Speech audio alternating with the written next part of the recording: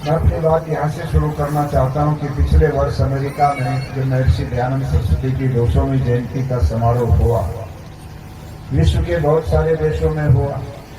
मैं इंग्लैंड में भी गया जहाँ बर्मिंघम में बहुत बड़ा समारोह था, दक्षिण अफ्रीका गया, वहाँ डरबन में बहुत बड़ा समारोह था, मॉरिशस गया, अमेरिका के महासम्मेलन में भी मैं गया और वहाँ पर कीनोट स्पीच के लिए मुझे कहा गया, अर्थात बीज वक्तव्य मुझे देना है। दुनिया के बहुत सारे देशों के लोग भी थे और अमेरिका में, सारे अमेरिका में फैली हुई लगभग 45 या 50 आर्य समाजें लेके कैलिफोर्निया से और इधर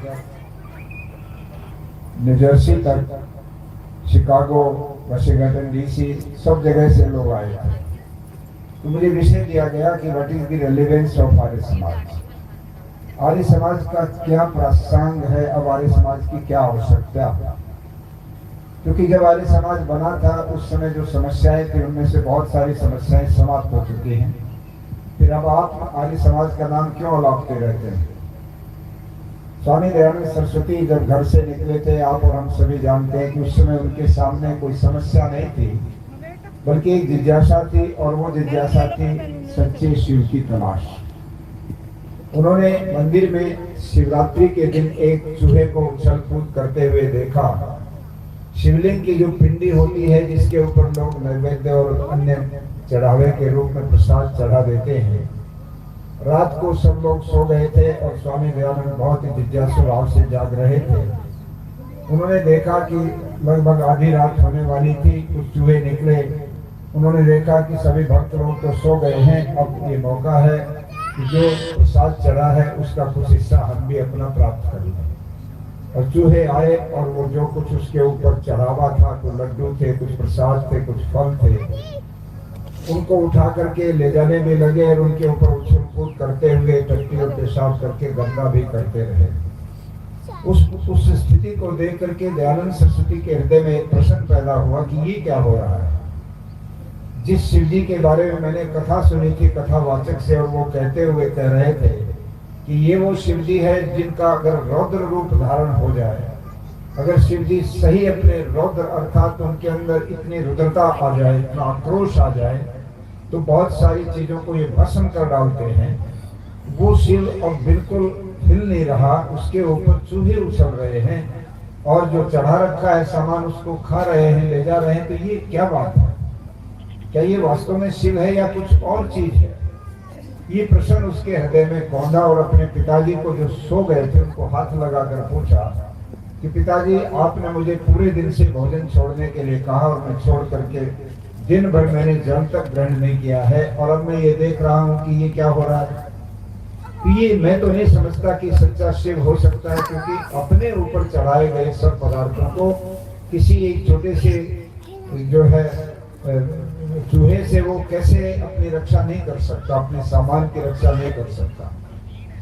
पिताजी को बड़ा गुस्सा आया और उसने कहा तू बड़ा मूर्ख है, तुझे किसने कहा था कि ये शिव है। सच्चा शिव तो कैलाश पर्वत पर रहता है और वहां जाने के लिए बहुत कठिन तपस्या करनी पड़ती है, इसलिए ये तो उसका प्रतीक है, ये तो उसकी मूर्ति बना रखी है और यहाँ पर लोग अपने मन की भावनाएं व्यक्त कर लेते हैं। ये सच्चा शिव नहीं है, उसको प्राप्त करने के लिए तो बहुत बड़ा तप करना होता है। जब ये बात स्वामी दयानंद को सुनने को मिल गई तो वो एक मिनट नहीं रुके और चल पड़े और घर आकर के दरवाजा खटखटाया और अपनी माँ से कहा कि मेरे साथ बहुत अत्याचार हुआ, मुझे भोजन दो, मुझे भूख लगी है। जिस शिव के दर्शन करने के लिए मुझे ले जाया गया था वो नहीं हुए और अब मुझे पता लगा कि शिव तो कहीं और रहते हैं। दूसरी घटना उन्हीं के जीवन में बचपन में ये हुई कि उनकी 14 साल की एक बहन जो स्वामी जी को बहुत अधिक प्रिय थी, दोनों बहन भाई बहुत खेलते थे, बहन से बहुत अधिक वो लाड करते थे, प्रेम करते थे, बहुत उसको मदद करते थे, और वो अचानक उसको हत्या हो गया और उससे वो मर गई। सारे परिवार के अंदर कोहराम मच गया, सब बड़े विह्वल हैं, दुखी हैं, रो रहे हैं। किंतु दयानंद एक कोने में दीवार से लग करके खड़ा हो गया और वो देखता रहा, उसकी आंखों से एक भी आंसू नहीं निकला। तो घर के लोग आकर के उसके हाथ पकड़ करके हिलाते थे कि तुम बड़े पत्थर हो गए हो, निष्ठुर हो गए हो, क्या तुमको अपनी बहन के मरने का दुख नहीं है। तुम रो नहीं रहे, तुम्हारी आंखों के आंसू कहां चले गए? तो स्वामी दयानंद कुछ बोल नहीं रहे थे, किंतु चुप थे और ये समझ नहीं पा रहे थे कि ये क्या हुआ। जो बहन 2 दिन पहले मेरे साथ खेलती थी, आज उसको क्या हो गया? आंखें खुली है तो वो देख नहीं रही, कोई उत्तर नहीं दे रही है और उसको कुछ भी आभास नहीं हो रहा। छूते हैं तो उसको पता नहीं कहां चली गई मेरी वो बहन। किंतु उसी के 2 वर्ष बाद उनके बहुत ही प्रिय चाचा की मृत्यु हो गई। वो चाचा भी पिताजी से बहुत कहीं ज्यादा प्रेम करते थे दयानंद सरस्वती को। वो बहुत चाहते थे उनकी मदद करते थे, कोई चीज की जरूरत पड़ती तो चाचा आगे आकर के देते थे। उनकी मृत्यु हो गई तो अब दयानंद हिल उठे और रो पड़े। अपनी जिंदगी में अगर दयानंद कभी रोए या तो अपने चाचा की उस मृत्यु पर रोए थे, या भागलपुर के एक मेले में जहाँ हजारों हजारों औरतों की मंडी लगती थी, जिसमें औरतों की बोली लग करके बेची जाती थी। स्वामी जी का दौरा था, बिहार के अंदर होते हुए भागलपुर से वो कलकत्ते गए थे। जिंदगी में एक ही बार कलकत्ता गए, उस समय वो भागलपुर से सीधे गए थे। भागलपुर में मेला था, मेले में बहुत बड़ी मार्केट लगी थी जिसमें औरतें बिकती थी और वो बेचारी चीखती रोती हुई बिलखती हुई दूसरे व्यक्ति के हाथ में सौंप दी जाती थी पैसा लेकर। उस अवस्था को देख करके दयानंद रो पड़े। और यह दयानंद उस दिन रोए जिस दिन गंगा के किनारे बैठे हुए समाधिस्थ थे और रात के अंधेरे में एक नौजवान महिला आती है अपने हाथ में कुछ सामान लिए हुए और उनके स्वामी जी के सामने से गंगा की तरफ आगे बढ़ जाती है। उसके पैर जब सूखे पत्तों के ऊपर पड़ते थे तो पत्तों की आवाज की सनसनाहट से स्वामी दयानंद की आंखें खुल गई। उनको लगा कि जंगल है, जंगल में कोई जंगली जानवर आ गया होगा, देखूं तो सही कि मेरे सामने से क्या जा रहा है। देखा एक नौजवान युवती जा रही है, हाथ में कुछ वस्तु है और ये बियाबान जंगल है, अंधेरी रात है, लगभग रात के 1 और 1:30 बजे थे। ये इस समय यहाँ क्यों आई है? इसके हाथ में क्या वस्तु है जिसको लेकर के इसको यहाँ आना पड़ा? वो महिला आगे बढ़ गई, गंगा के किनारे जाकर के हाथ में जो वस्तु थी उसको फेंक आई और जब वो वापस लौटने लगी तो स्वामी दयानंद कहने लगे, बहन तुम कौन हो? तुम कहां से आई हो? इतने बीहड़ जंगल में इतनी देर रात तुम्हें यहाँ आने की जरूरत क्यों पड़ गई? वो बहन रुकी और रुक के कहने लगे, वो साधु आपने तो संन्यास धारण कर लिया है, दुनियादारी से आप मुक्त हो चुके हो। हम लोग दुनिया के लोग हैं, हमारे सुख दुखों में आपको भाग लेने की क्या जरूरत? आप हमारे दुखों को क्या समझोगे? मैं एक दुखिया हूं, मैं आपको अपना दुखिया बता भी दूं तो आप मेरी क्या मदद कर सकते हो? आप अपना भगवान का भजन करो, भक्ति करो और अपने काम में लगो। स्वामी दयानंद ने कहा, नहीं, मैं जानना चाहता हूं आखिर आपके ऊपर कौन सी विपत्ति आई है जिसके कारण से आपको यहाँ आना पड़ा इतनी देर रात। तब वो बहन कहती है, मैं एक विधवा औरत हूँ। 2 साल पहले मेरा पति गुजर गया था, मेरा एक छोटा बच्चा था। मेरे पास इतना भी साधन नहीं था कि मैं उसके लिए कुछ भी चीजें जुटा सकती। वो बीमार हो गया, बहुत ज्यादा बुखार था, बुखार के लिए दवाई भी लानी होती तो बहुत दूर जाकर के किसी डॉक्टर के पास जाना पड़ता था। पर मेरे पास पैसे भी नहीं थे कि मैं डॉक्टर से दवाई लाके अपने बच्चे को दवाई दिलवाती, उसको ठीक करती। आखिर से आखिर वो इस दुनिया से विदा हो गया, वो खत्म हो गया। दिन में मरा था, दिन में मैं उसको इसलिए नहीं लेके आ पा रही थी कि मेरे पास 2 गज कपड़ा नहीं था कि मैं उसको इस अवसर पर अंतिम समय में उसको कफन के रूप में उड़ा दूं। और इसलिए नंगे बदन अपने बच्चे को लेकर के आती तो दुनिया के लोग कहते हैं कितनी अभागी औरत है कि अपने बच्चे को आखिरी समय में 2 गज कपड़ा भी नहीं दे पाई। मुझे लोग टोकते पोसते, इसलिए मैं रात को आया। बच्चे को तो मैंने पानी में बहा दिया, किंतु उसके कफन के रूप में परंपरा का निर्वहन करने के लिए मैंने अपनी साड़ी के पल्ले को चीर लिया था और वो उसके ऊपर उड़ा लिया था। किंतु जब उसकी लाश को मैंने पानी में डाला तो वो कपड़ा में ले आई और वापस साड़ी में सील करके अपने शरीर को ढांक दिया। ये बात कही तो स्वामी दयानंद जी विचलित हो गए कि इस देश को अंग्रेजों ने इतना लूट लिया कि यहाँ के सारे खनिज को, सारे जो रॉ मटेरियल है, चाहे वो पटसन है, चाहे वो गन्ना है, चाहे यहाँ के जो खनिज पदार्थ हैं, उन सबको निकाल निकाल कर पानी वाले जहाजों में भर करके ये लोग ले गए मैनचेस्टर और लिवरपूल की मंडियों में। वहां पर सस्ते भाव में भारत का माल बेचते थे और महंगे भाव में वहां का कपड़ा, वहां की मशीनें, वहां की दवाइयां और दुनिया भर की और चीजें ला करके भारत के लोगों में बेचते थे। दोनों ही प्रकार से भारत को लूट लूट कर इन लोगों ने कंगाल बना दिया और आज उसका परिणाम ये निकला कि एक नौजवान माँ को अपने बच्चे को कफन देने के लिए वस्त्र भी उपलब्ध नहीं है। ये भारत की गरीबी, ये दरिद्रता कब तक रहेगी? स्वामी दयानंद करवटें बदल रहे, नींद नहीं आ रही है। उनके शिष्य बलदेव ने आके पूछा, गुरुजी परेशानी क्या है? कोई पेट में, उदर में शूल है, दर्द है, इतने विचलित क्यों हो रहे हो? मैं कोई वैद्य को बुलाऊं, कोई दवाई दिलवाऊं? दयानंद ने कहा, बलदेव वैद्य के पास इस रोग का उपाय नहीं है। और उस समय उन्होंने कहा था, एक दर्द सा दिल में उठता है, एक दर्द जिगर में होता है। हम रात को उठकर रोते हैं जब आलम सुख से सोता है। दयानंद उस दिन भी रो पड़े थे।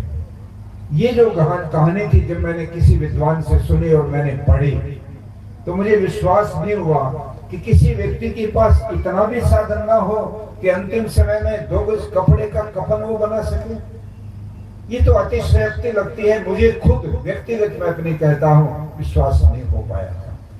किंतु मुझे इस बात पर उस दिन विश्वास हुआ जिस दिन भारत के पूर्व प्रधानमंत्री चौधरी चरण सिंह ने एक बहुत बड़ी जनसभा में एक घटना सुनाई। 50,000 के करीब लोग थे। चौधरी चरण सिंह उस सभा में बोल रहे थे। मैं श्रोता रूप में वहां उपस्थित था और वो एक कहानी सुनाते हैं कि जब मैं भारत का प्रधानमंत्री बन गया था, उस समय सुबह सुबह जो मेरे ऑफिसर थे वो सारे ऑफिसर ला करके मेज के ऊपर देश भर के अखबारों में जो खबरें छपती थी, उनमें जो महत्वपूर्ण खबरें होती, जिन पर सरकार का ध्यान जाना चाहिए, संज्ञान लेना चाहिए सरकार को, वो खबरें बाकायदा फाइल बनाकर ये उस प्रांत की, ये उस प्रांत की, ये उस प्रांत की मेरी मेज पर आ जाती है। ये प्रोटोकॉल होता है, ये सिस्टम होता है। देश के प्रधानमंत्री के पास अलग अलग विभाग होते हैं। अखबारों में क्या छपा है वो सारी बातें अलग से कुछ ऑफिसर डील करते हैं। वो सारे देश के अखबारों को निचोड़ करके, उनकी कटिंग्स करके बाकायदा और प्राइम मिनिस्टर के सामने उपस्थित करते हैं। आज ये छपा हुआ है। और उसमें एक खबर छपी थी जिसमें लिखा था, उड़ीसा के कालाहांडी जिले में एक परिवार में 8 लोगों की मौत हो गई, भूख से मौत हो गई। उनको भोजन नहीं मिला। 3 दिन तक वो परिवार भूखा रहा, रोटी नहीं बनी, चावल नहीं बना, कुछ भी नहीं मिला, वो भूख से मर गए तरफ। ये खबर छपी। चौधरी साहब कहते हैं, मैंने वो खबर पढ़ते ही और अखबारों की कटिंग छोड़ दी और उसी के ऊपर मेरा ध्यान केंद्रित हो गया कि देश का मैं प्रधानमंत्री बना हूं। अगर उस देश की जनता में कोई व्यक्ति भूख से मरता है तो इसकी जिम्मेदारी तो मेरे ऊपर आती है। फिर मेरी व्यवस्था क्या? उन्होंने कहा कि फौरन मुझे डीएम कालाहांडी से मेरी बात कराओ। यहाँ हमारे इस प्रदेश में जिले के जो अधिकारी होते हैं उसको डीएम कहते हैं, डिस्ट्रिक्ट मजिस्ट्रेट। हरियाणा में डिप्टी कमिश्नर कहते हैं, राजस्थान में कलेक्टर कहते हैं। बहुत जगह और भी अलग अलग पद से उनको जाना जाता है। उड़ीसा में भी कलेक्टर कहते हैं, बट मैं आपको समझाने के लिए कह रहा हूँ, वहां का जो डीएम था, चौधरी साहब का फोन उसको गया कि भारत के प्रधानमंत्री आपसे बात करना चाहते हैं। और डीएम सावधान हो गए कि कोई खास बात है, बात करनी होगी। उन्होंने नमस्ते वगैरह की और कहा कि सर आदेश करें कि आपके अखबार में आपके जिले की एक खबर छपी है कि 8 लोग एक परिवार के भूख से मर गए, क्या ये खबर ठीक है? डीएम ने कहा बिल्कुल ठीक है सर, ये लोग मर गए। कि क्यों मर गए? कि उनके पास खाने की कमी थी। चौधरी साहब ने कहा कि मैं 3 दिन के बाद विजिट कर रहा हूँ और कालाहांडी आ रहा हूँ। आप उस जिले का वो घर छांटिए जो सबसे गरीब है और उस घर को मैं देखूंगा कि उस घर में रहने के, खाने पीने के क्या साधन उपलब्ध है, ताकि मैं ये जान सकूं कि वास्तव में आज तस्वीर क्या है भारत की। चौधरी साहब कहते हैं, जब मैं वहां गया तो वो बाकायदा, क्योंकि वहां उनकी पार्टी नहीं थी परंतु देश के प्रधानमंत्री थे तो प्रोटोकॉल था। सारे के सारे अधिकारी, अफसर, बड़ा लंबा चौड़ी कानवाई, उनके पीछे पीछे फर्स्ट एड की गाड़ियां, पेट्रोलिंग की गाड़ियां, स्कॉट की गाड़ियां, 50 गाड़ियों का कारवां लेकर के एक छोटी सी दूरी पर लगभग 15-20 किलोमीटर दूर आदिवासी इलाके में एक ऐसे छोटे से गांव में गए जब झोपड़ियां सी थी बनी हुई और वहां पर एक घर छांटा था जो सबसे गरीब मान करके वहां के डीएम ने चुना था। जैसे ही चौधरी साहब उतरे, चिकन पहने हुए और अपनी चूड़ीदार पजामा पहने हुए जैसी उनकी पोशाक रहा करती थी, और कलेक्टर उनके साथ थे, वो आगे बढ़े तो जिस झोंपड़ी में उनको अंदर झांक करके ये देखना था कि यहाँ की स्थिति क्या है, तो चौधरी साहब बोलते बोलते उनका गला भरने लग गया, घबराने लग गया। वो कहते हैं मेरे सामने एक नौजवान लड़की खड़ी हो गई, चौखट पकड़कर कहने लगी कि आपको मैं भीतर नहीं जाने दे सकती। चौधरी साहब कहते हैं आपको यहाँ के प्रशासन ने बताया कि देश के प्रधानमंत्री आपके घर को देखने आए हैं? उन्होंने कहा कि बताया था, हमें मालूम है कि आप आने वाले थे, परंतु उसके बाद भी मजबूर हूं कि मैं आपको भीतर नहीं जाने दे सकती। उन्होंने कहा बेटा बताओ क्यों नहीं जाने दे सकती, बात क्या है? उन्होंने कहा इस घर में 3 महिलाएं हैं, पुरुष नहीं है। हम 2 बहनें हैं, एक हमारी माँ है वो विधवा है, ना हमारे भाई है ना हमारे पिता है। 3 प्राणी इस झोपड़े में रहते हैं और उन 3 के बीच 2 साड़ियां हैं। एक साड़ी जब कोई बाहर जाती है, जंगल में लकड़ी बीनने का काम हो या कुछ और करने का काम हो तो उसको पहन के जाती हैं, और एक को भीतर निर्वस्त्र बैठे रहना पड़ता है। मेरी माँ भीतर बैठी हुई है, वो निर्वस्त्र है, इसलिए मैं आपको भीतर नहीं जाने दूंगा। चौधरी साहब बोलते बोलते गला बंद हो गया, उनकी आंखों से आंसू गिरे, और मुझे उस दिन विश्वास हो गया कि भारत के भाग्य विधाता स्वामी दयानंद सरस्वती जी जिस रात को एक औरत को इस प्रकार से अपने ही जिगर के टुकड़े के शव को गंगा में बहाते हुए देख करके तड़प उठते हैं और रो उठते हैं, ये सच्ची कहानी थी, इसमें कहीं अतिशयोक्ति नहीं थी।